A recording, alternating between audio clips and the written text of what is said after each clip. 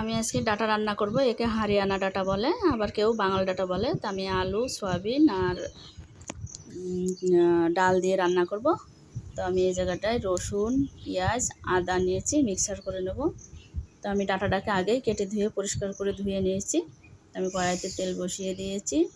আমি প্রথমে আলুগুলাকে ভেজে নেব। আলুগুলো আমি ডাটার মতন করে লম্বা লম্বা ফালি করে কেটে নিয়েছি। একটাই আলু নিয়েছি, আমি আলুটাকে ভেজে তুলে নেব।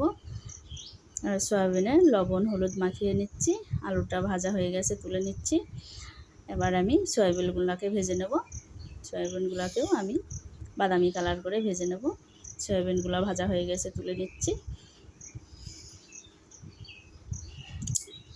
এবার আমি কড়াইয়ের মধ্যে তেল দিয়ে দিচ্ছি। জিরে দিয়ে দিলাম, আদা রসুন আর পেঁয়াজ পেস্ট, আর লঙ্কা গুঁড়ো, হলুদের গুঁড়ো আর লবণ দিয়ে দিচ্ছি। ভালো করে কষিয়ে নেব।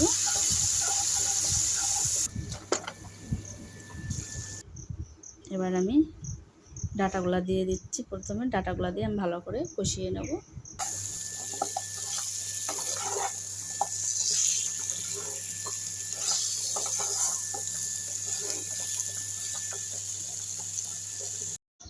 ডাটাগুলা মশলার সঙ্গে ভালো করে কষানো হয়ে গেছে। আমি এবার দিয়ে দিচ্ছি ডাল, মসুরির ডাল। মসুরির ডালটা দিয়েও আমি ভালো করে কষিয়ে নেব।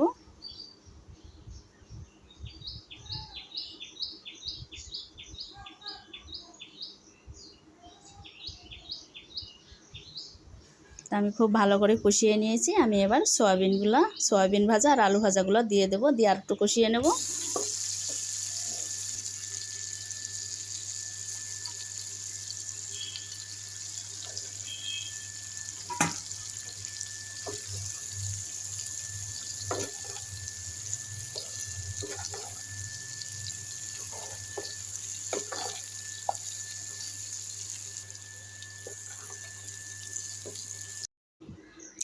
আলু, সয়াবিন ও ডাল দিয়ে ডাটাটা ভালো করে আমি কষিয়ে নিলাম।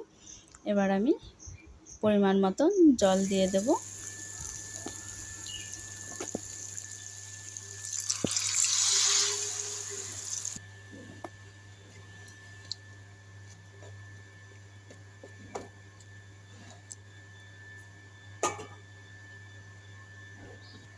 আমি এবার তরকারিটাকে ঢাকা দিয়ে দেব। হয়ে যাওয়ার আগ দিয়ে আমি ঢাকাটা তুলে দেখব।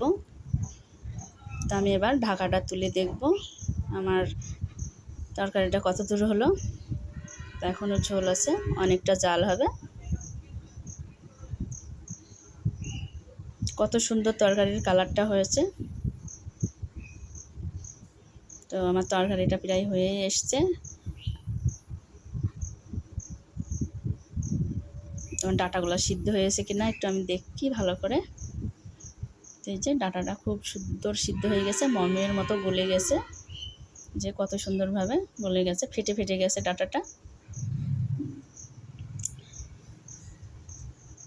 আমার তরকারিটা তো হয়ে গেছে, আমি এবার নামিয়ে নেব।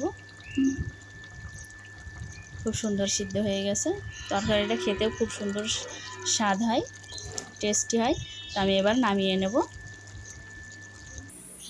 তা আমি নামিয়ে নিয়েছি আমার মিষ্টি বন্ধুরা। তা আমি এইভাবে রান্না করেছি হরিয়ানা ডাটাটা। তা আপনাদের যদি পছন্দ হয় তাহলে আপনারা এইভাবে একবার ট্রাই করে দেখবেন বাড়িতে, খেতে খুব ভালো হয়। আর একটা মানুষজন আসলেও এইভাবে রান্না করে দিলে খেয়ে খুব প্রশংসা করবে আর ভালো বলবে। তো মিষ্টি বন্ধুরা, আপনারা সবাই ভালো থাকুন, সুস্থ থাকুন।